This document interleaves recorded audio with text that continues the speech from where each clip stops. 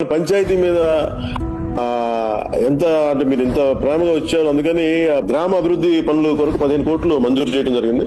మీరు అడిగిన ప్రతిదానికి ముందుకు తీసుకెళ్తా ఉన్నాం. దీంట్లో 14 సీసీ రోడ్లు, 4 డ్రైన్స్, దోబీ ఘాటు, bus shelter, school compound wall, tank పునరుద్ధరణ, నీటి కాలువల డీసిల్టింగ్, 2 శ్మశాన వాటికలో సదుపాయాలు, మరి ఇవన్నీ మీరు చెప్పిన అన్నిటికీ 15 కోట్లు మీకు మంజూరు చేస్తున్నాం.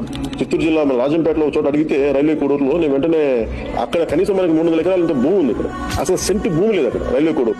సో నేను 1 ఎకరం కొని వాళ్ళకి స్కూల్ కోసం నేను పెంచాల్సి వచ్చింది. సో నా దగ్గర అంత డబ్బు లేదు, కానీ మనకున్న పొలాన్ని, మన ప్రభుత్వ భూముల్ని ఖచ్చితంగా పిల్లలకు ఉపయోగపడేలా ఖాళీ స్థలాలకి, ఎందుకంటే దేహదారుడ్యం చాలా అవసరం పిల్లలకి, వయసు వచ్చిన ఆడబిడ్డలకి. ఇంతమంది తల్లులు ఉన్నారు, అక్కచెల్లెలు ఉన్నారు, ఆడపడుచులు ఉన్నారు.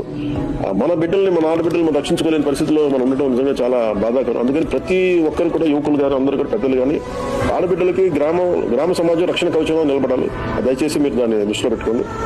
నాకు ఈ నేల నాకు అల్లం పెట్టింది, నాకు ఈ నేల నాకు బతుకునిచ్చింది. అలా నేల కోసం చేయడానికి నేను నా వంతు బాధ్యతగా నేను నిర్వహిస్తా ఉన్నాను.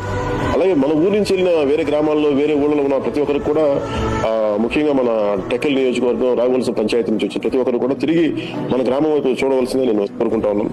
గ్రామాభివృద్ధిలో వాళ్ళు కూడా వారి వంతు పాత్ర పోషించాలి. అదే నిజమైన అభిమానం. తద్వారా దేశానికి సేవ చేసినట్టు అవుతుంది. ఈ మీటింగ్ ఖరీదు మీ అందరికీ ఒక జిల్లాలో పెద్ద కార్యక్రమం అయిపోతుంది.